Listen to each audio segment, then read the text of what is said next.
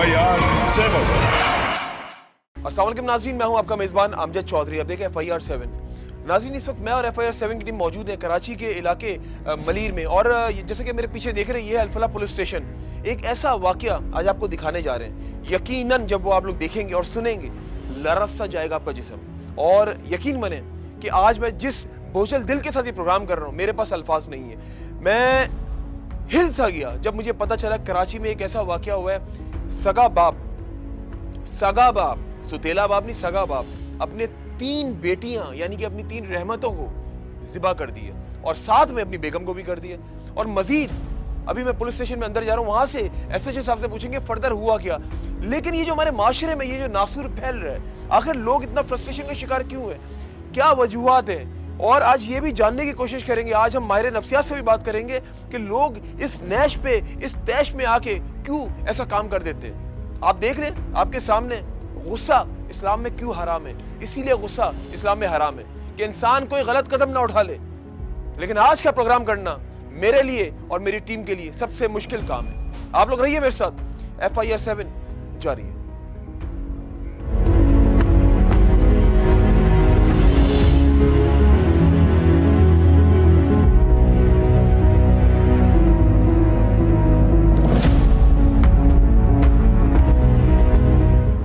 नाज़रीन, मैं और FIR 7 की टीम इस वक्त मौजूद हैं अल-फलाह पुलिस स्टेशन में। मेरे पास अल्फाज नहीं है। मैं शुरुआत में ये बात कहना चाह रहा हूँ कि आज का जो मजमून है बहुत ही मुश्किल प्रोग्राम है मेरे लिए, और ना सिर्फ मेरे लिए बल्कि यहाँ पे जो मेरी टीम मौजूद है, जो मेरे से SHO मौजूद है, उनका भी बहुत मुश्किल काम है। बड़े बोझल दिल के साथ मैं अपनी बात कर रहा हूँ, मैं ये प्रोग्राम करने जा रहा हूँ। कभी सोच सकते हैं कि हम लोग, सगा बाप अपने बच्चों को ज़िबा कर सकता है? यस, ऐसा ही हुआ है कराची में। और कराची का वो इलाका जिसे शमसी सोसाइटी कहा जाता है, जो कि एक वो भी कराची के एक पोश इलाके में आता है। आइए मैं खुशामदीद करने जा रहा हूँ यहाँ पे SHO अल-फलाह पुलिस स्टेशन बदर शकील साहब को, और बातों का सिलसिला शुरू करते हैं। बदर साहब, सबसे पहले अस्सलाम वालेकुम। अस्सलाम वालेकुम। बदर साहब, एक बड़ा मुश्किल काम है आज का ये, जिस तरह हम लोग बयान कर रहे हैं। आप यकीन करें कि मैं अभी आपसे ये जब ऑफ द कैमरा बात कर रहा था तो मेरे रोंगटे खड़े हो रहे थे जब मैं उस मुल्जिम का बयान पढ़ रहा था। नाज़रीन, मैं एक बात बताता चलूँ आपको कि वो जो बंदा है, यानी कि वो जो कातिल है, वो बोल नहीं सकता, उसका जो वोकल कॉर्ड है। अब मैं बात कर रहा हूँ तो मेरी वोकल कॉर्ड से ही आवाज़ निकल रही है। अगर ये वोकल कॉर्ड अगर कट जाए ना, अगर छुरी वहाँ तक फिर जाए, तो मैं बात नहीं कर सकता हूँ, क्योंकि इसको ड्रम भी कहा जाता है। ये इंसान की बात जब इंसान करता है, वो वहीं से अल्लाह पाक ने ऐसी एक चीज़ बनाई है जिसे वोकल कॉर्ड कहा जाता है। मैं थोड़ा सा आपको बता दूं कि बाप ने अपनी 3 बेटियों को कत्ल कर दिया, अपनी बेगम को कत्ल कर दिया, और ख़ुद को कत्ल करने की कोशिश की। वो अनफॉर्चुनेटली बच गया। वो इसलिए बच गया क्योंकि उसको सज़ा दुनिया में मिलनी थी, आखिरत में तो मिलेगी, उसको सज़ा दुनिया में भी मिलेगी। उसने फिर वो जो बयान है, SHO साहब जब वहाँ गए, जिना हॉस्पिटल कराची में वो पड़ा हुआ है, और उसकी सर्जरी भी हो चुकी है। अच्छा देखने में बंदा, अट्टा कट्टा बंदा मैं कहूँगा, और मासूम नन्हे रहमतें लोग। तो मैं कहूँगा जिस घर में रहमत नहीं होती ना, वहाँ पे बरकत ही नहीं आती। मैं कहूँगा अल्लाह ताला ने एक ऐसा रिश्ता, खूबसूरत रिश्ता बाप बेटी का बनाया है। बदर साहब, क्या कहना चाहेंगे? पहले यहाँ से शुरुआत करते हैं। वो तो आपसे मैं किस्सा सुनूंगा हुआ क्या था, क्या कहेंगे ऐसे बाप के बारे में? मेरे पास अल्फाज नहीं। बस जी, मेरे पास भी ऐसे जुमले नहीं हैं, जो क्योंकि फ़र्स्ट टाइम मैं वहाँ पहुँचा था। 15 की इत्तला मुझे जैसे मिली है, मैं पहुँचा हूँ। फर्स्ट फ्लोर ग्राउंड +1 इनका घर था, शमसी सोसाइटी, मकान नंबर D136। जब मैं फर्स्ट फ्लोर पे पहुंचा हूं तो ऐसा लग रहा था जैसे कोई जानवरों का कमेला हो, इतना ब्लड था वहां पर। वो 4 बच्ची हैं, 3 बच्ची हैं, एक उनकी माँ जिस तरह खून में लथपथ, और वो शख्स खुद भी खून में लथपथ पड़ा था कि मैं वो बयान नहीं कर सकता उस टाइम की जो सूरत हाल थी। बड़ी उससे अच्छा इसकी जो फवाद जो था घर का सरप्राइज, इसकी इस टाइम सांसें थीं, जिसको मैंने फौरी तौर पर एम्बुलेंस के ज़रिए इलाज मुआवजे के लिए भेजा कि उस टाइम तक सूरत हाल वाज़ेह नहीं थी, ताकि अगर ये लाइव है तो इसकी जान बच सकती तो बचाई जाए। फिर इस दौरान मैंने 2-3 बच्ची है उसकी और उसकी मिसिस को एम्बुलेंस के ज़रिए जिना अस्पताल रवाना किया। उसके बाद फिर मैं ख़ुद जिना अस्पताल गया, वहाँ फर्दर जो भी उनके ज़ाब्ते की कार्रवाई थी हमने की। लेकिन यकीन अभी तक ये नहीं आता, मैं जब भी बात करता हूँ तो मेरे रोंगटे खड़े होते हैं, क्योंकि वो नज़ारा ऐसा था, शायद मैंने अपनी ज़िंदगी 35 साल की सर्विस में ऐसा ना देखा कि एक बाप इतना संगदिल हो सकता है कि अपनी जवान और मासूम बच्ची का कत्ल इस तरह करता है कि छुरी वो इतनी तेज़ थी कि बाद एक बच्ची की तो गर्दन ही अलग थी।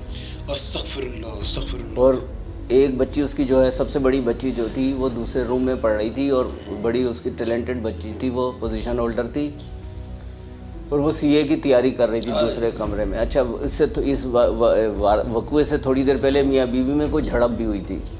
तो वो बच्ची समझदार थी, रो रही थी, वालिद से ये गिला कर रही थी कि आपके झगड़े से जो है हम प्रॉब्लम में आते हैं, हमारी परेशानी बढ़ती है। तो वो जाके दूसरे रूम में रोते रोते पढ़ने लग गई, पढ़ भी रही थी, रो भी रही थी। तो इस शख्स ने जो भी उस टाइम शैतानों का क्या कहूँगा, इसका शैतान भी शर्मा गया होगा, उसने सबसे पहले जो पढ़ रही थी बच्ची उसके गले पे छुरी फेरी उसने। उसकी बेचारी की आवाज़ भी नहीं निकली। तो दूसरे रूम में 2 बच्चियाँ सो रही थी। फिर उसने जाके उनको ज़िबा किया। मिसिज़ उसकी जो थी वाशरूम में मेरा हाल गुस्ल कर रही थी। फिर उनको दस्तक देके इसने किसी तरह से बाहर बुलाया। तो उनकी जो बाज़ाहिर हमने डेड बॉडी की पोजीशन देखी तो मुज़ाहमत काफ़ी थी मिसिज़ की तरफ से, उसके जगह जगह जिस्म पे उसके निशानात थे। इस तरह से उसने चारों को करने के बाद अपने गले पे खुद भी खुदकशी की कोशिश की, अपने गले पे छुरी फेरी। लेकिन ये है कि अल्लाह ताला ने किसी वजह से उसको ज़िंदा रखा है कि दुनिया में उसके साथ कोई इबरत हो, और आगे उसको किस तरह से जिएगा, क्या करेगा, ये तो अल्लाह ताला जानता है।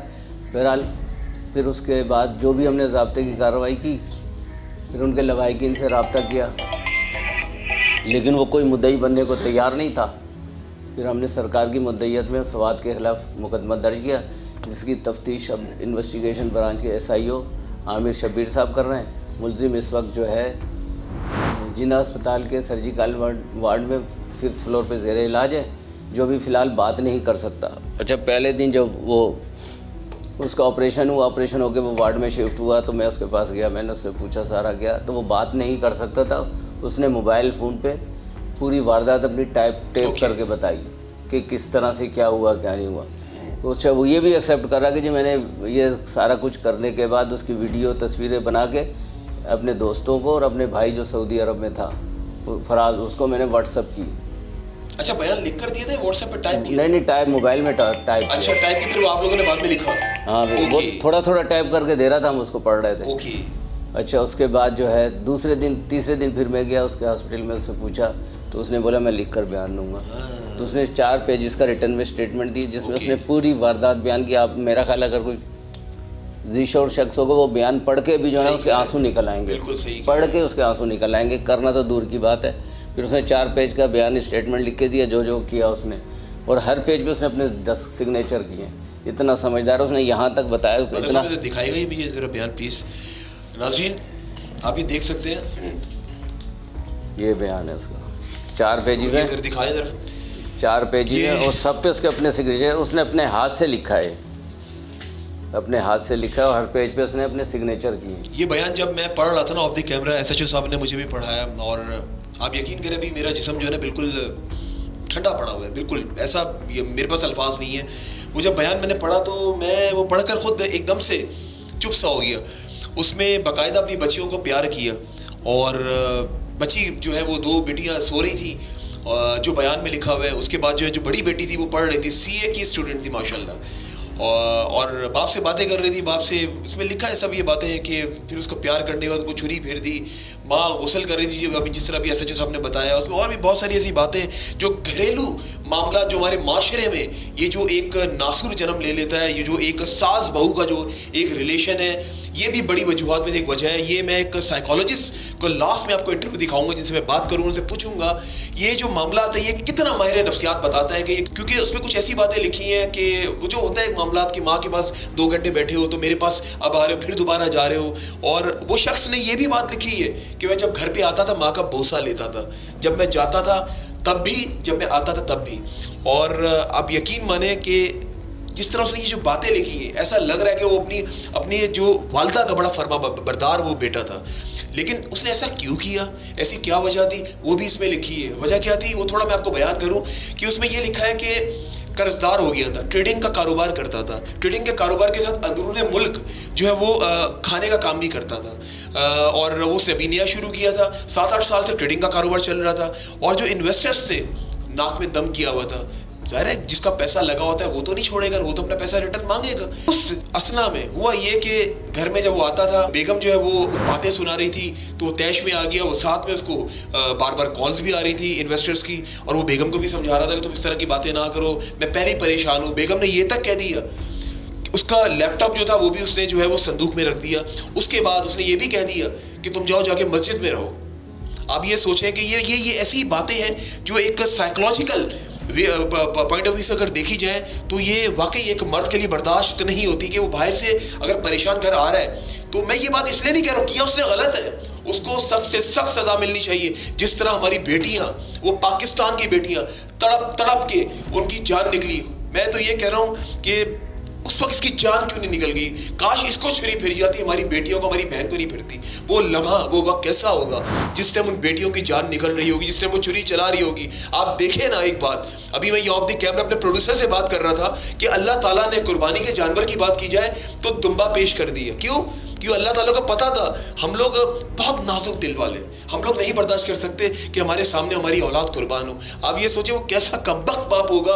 उस बाप ने किस तरीके से जो है अपनी बेटियों को छुरी फेर दी। एक लम्हे के लिए ये नहीं सोचा कि पैसा गया भाड़ में, मैं खुद फेस कर लूँगा, मैं खुद इन्वेस्टर्स को फेस कर लूँगा, लेकिन उसने सारा गुस्सा अपनी औलाद पर निकाल दिया। यहाँ पर वो कसूरवार है। और औरत का जहाँ तक किरदार है, औरत को ये चाहिए कि जब भी मैं, और जो कैमरे के उस पर मेरी बहनें जो प्रोग्राम्स देख रही हैं, मेरी आप लोगों से गुजारिश है, ये मैसेज जाना चाहिए। हम पॉजिटिव वे में भी ये प्रोग्राम कर रहे हैं। जब मर्द बाहर से थका हुआ है ना, बजाय अपनी दास्तान सुनाने के, बजाय ये कहने के कि अपनी माँ के पास 2 घंटे बैठो, मेरे पास तुम आ रहे हो, फिर दोबारा तुम जा रहे हो, ये बात नहीं कहनी चाहिए। वो माँ जिसने उसको पाला पोसा, उसको बड़ा किया, उसको इस काबिल बनाया कि आज वो नौकरी भी कर रहा है, कारोबार भी कर रहा है, आज वो लोगों के सामने जाके सीना तान के बात भी कर रहा है। क्या इसलिए माँ ने इसको बड़ा किया कि इस तरह जाके वो औरत बोले कि तुम अपनी माँ के ज़्यादा टाइम देते हो? ये गलत बात है।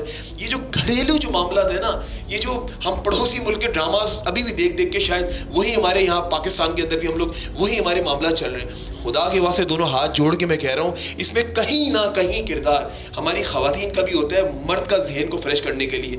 मर्द को जब घर आए उसको रिलैक्स करे, उसको सुकून दे, बजाय इसके। क्योंकि मैं आपको एक बात बताऊँ, हम भी काम कर रहे होते हैं, इतनी मुश्किलात का सामना कर रहे होते हैं। ना सिर्फ मैं अपनी बात करूँ, अपने प्रोफेशन की बात करूँ, SHO साहब मौजूद है और जो दीगर लोग बिजनेसमैन हैं, कोई दुकानदार है, कोई सेल्समैन है, कोई बेशक छोटी पोस्ट पे काम कर रहा है, वो पूरा दिन 8-10 घंटे 12 घंटे किन मुश्किलात का सामना करता है। क्या ये कभी सोचा औरत ने? नहीं सोचा। उसको सिर्फ ये चाहिए घर का महीने का राशन, और उस राशन के लिए, उसके तन पे कपड़े पहनाने के लिए, बच्चों के तन पे कपड़े पहनाने के लिए उधर बदर की ठोकरी खाता है। ये बात वही शख्स जान सकता है जो बाहर मेहनत करता है। पैसा कमाना आसान काम नहीं, और वो भी हलाल रोजी। बदर साहब क्या कहेंगे इस बारे में? बदर साहब आप यकीन करें, मैं अगर बात कर रहा हूँ ना अपने नाज़रीन से, तो लेकिन मेरा ज़हन उधर ही चल रहा है कि वो लम्हा वो वक्त कैसा होगा बदर साहब, जब वो बच्चियाँ, वो मासूम नन्ही कलियाँ। बदर साहब लोग तो बड़े खुशनसीब होते हैं जिसके घर में बहन बेटी होती है, और जिसके घर में नहीं होती है उस घर में रौनक ही नहीं होती। नाज़रीन मैं आपको ये सही बात बता रहा हूँ, खुदा की कसम रौनक नहीं होती है। अल्लाह ताला ने तो बेटी का मतलब ऐसा रिश्ता रखा है, मैं मेरे पास अल्फाज नहीं। देखो बच्चियाँ तो अल्लाह की रहमत होती है। जब बेटी पैदा होती है तो अल्लाह ताला हुक्म फरमाता है जाओ मैं तेरे बाप की मदद करूँगा, और जब बेटा पैदा होता है बोला अल्लाह ताला हुक्म देते हैं जाओ अपने बाप की मदद कर। तो अल्लाह ताला ने इसलिए बेटियों को रहमत बनाया, और जिस घर में बेटियाँ होती हैं उस घर में वाकई में रहमत होती है। लेकिन बहरहाल उस पर इतना शैतान हावी हुआ कि उसको नहीं अंदाज़ा हुआ कि मैं क्या कर रहा हूँ। उसने अपने घर की रहमतें खुद अपने हाथ से ज़िबा कर दी, उसने सारा खुद तबाह कर दिया। अच्छा मुझे ये बताएं कि क्या लगता है आपको, ज़ाहिर अभी ये बातें तो कबल वक्त कहना तो सही नहीं, लेकिन मैं वैसे ही पूछ रहा हूँ कि नशा करता था कि ऐसा लगा? नहीं बाज़ाहिर ऐसा कुछ नहीं ऐसा ना किसी ने शिकायत की, ना कोई ऐसी कंप्लेन है कि वो नशा करता था। अच्छा माशाल्लाह, आपको जिस तरह आपने कहा आपको 30-35 साल हो गए ये सर्विस करते हुए, आप क्या समझते हैं कि एक नॉर्मल इंसान क्या ऐसे कर सकता है?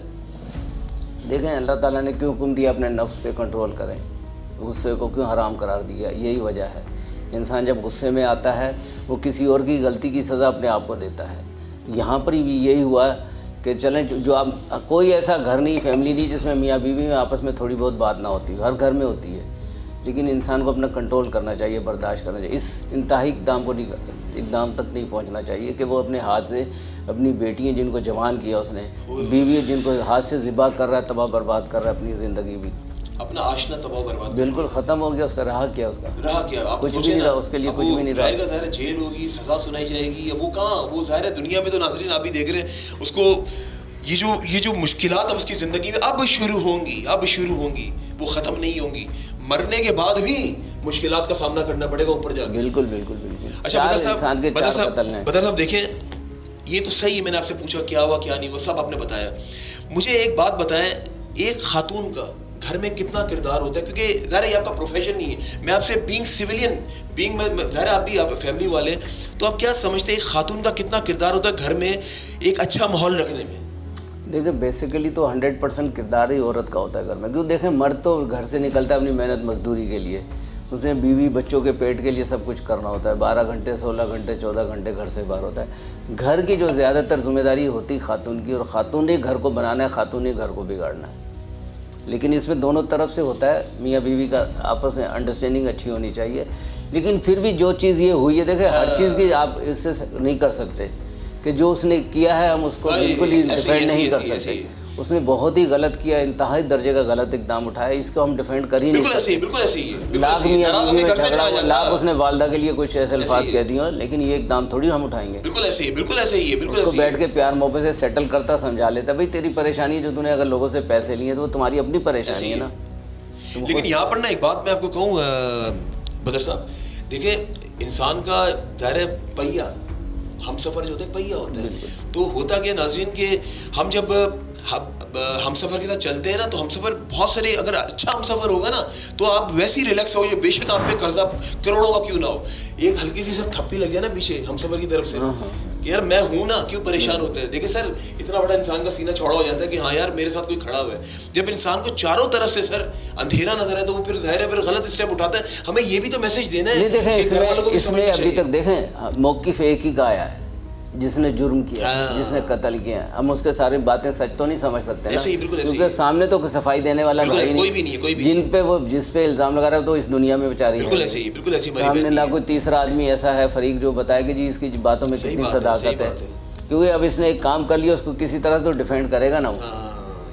अभी तो हम इन जो लिखे हुए उस पर हम बात कर रहे हैं, अभी सामने तो वो आ ही नहीं रहे। अच्छा ये मुद्दई के बारे में बताया, देखिए मुझे अफसोस इस बात का हो रहा है कि वो हमारी बहन इंतज़ार की, वो मुंतज़र है कि मुझे इंसाफ मिले सर। देखिए वो तो चली गई है, लेकिन वो सोच तो रही होगी ना सर, वो तड़प तो रही होगी ना उसकी रूह कि मेरे मुझे इंसाफ क्यों नहीं मिला। वो वहाँ पे बैठ के उसको देखो ना, कोई सामने अल्लाह का कानून है, रोज़े महशर इसकी ये जो बच्ची के तीनों और इनकी माँ जो है अपने भाई, अपने जो मामू और अपने भाई के ज़रूर गिरेबान पकड़ेंगे। बिल्कुल ऐसे ही दुनिया में हमारे साथ जितनी ज़्यादती नाइंसाफ़ी, हमें इंसाफ क्यों नहीं दिलाया गया।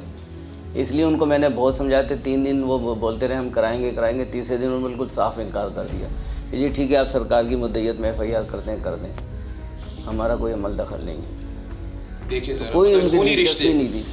देखें ना 4 इंसानों का कत्ल हुआ है। बिल्कुल ऐसे ही सर, मजाक बात कौन अपने सर पे इसका पूरा पाकिस्तान लरस गया सर। बिल्कुल इससे खौफ और राज फैल गया, लोग डर गए।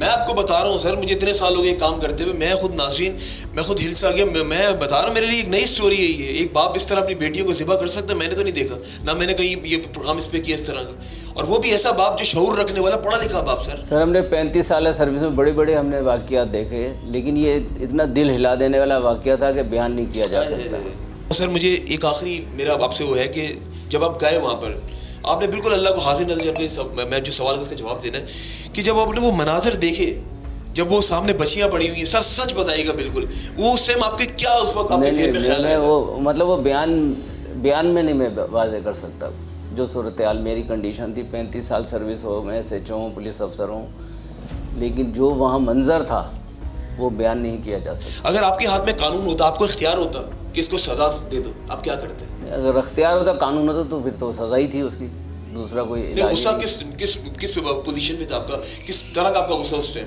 नहीं उस टाइम तो देखें फौरी तो सूरत हाल वाज़ेह नहीं हुई थी ना, लेकिन गम था, बहुत दुख था कि ये हुआ क्या है। ऐसे लग रहा था जैसे मैं किसी की इज्तिमाई कुर्बानी के कमेले में खड़ा हूँ, इतना ब्लड था उस घर में।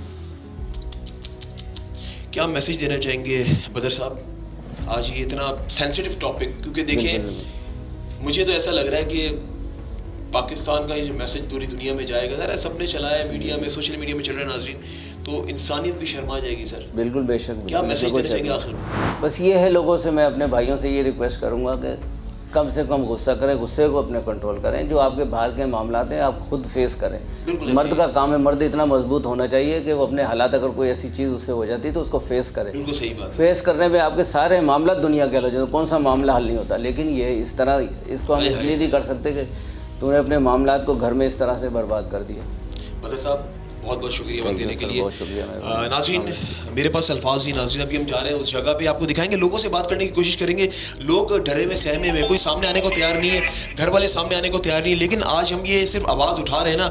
और हमारी गुजारिश है चीफ जस्टिस ऑफ पाकिस्तान से, इस दरिंदे को, इस वहशी दरिंदे का लफ्ज़ मैं इसलिए इस्तेमाल कर रहा हूँ, इसको सख्त से सख्त सज़ा दे सर। क्योंकि देखिए इस टाइम जो नज़रें हैं ना हम सब की आपको देख रही हैं, क्योंकि आप उस कुर्सी पे फाइज हैं। अल्लाह के बाद आपने फैसला सुनाना है कि इस शख्स ने किस तरीके से, वो जब छुरी फेरी एक नहीं 4 जानों पे, अपने लख्ते जिगर पे, वो लम्हा, वो वक्त कैसा होगा। और मैं उम्मीद करता हूँ सर वो दिन दूर नहीं है जब इसको सज़ा सुनाएंगे और हम लोग सब देखेंगे। ये इबरत का निशाना बनाना ज़रूरी है दुनिया के अंदर, लेकिन मुझे ऐसा लग रहा है आज का प्रोग्राम करने के बाद कि क़यामत से पहले क़यामत आ गई है। आप लोग रहिए मेरे साथ नाज़रीन, FIR 7 जारी है। FIR 7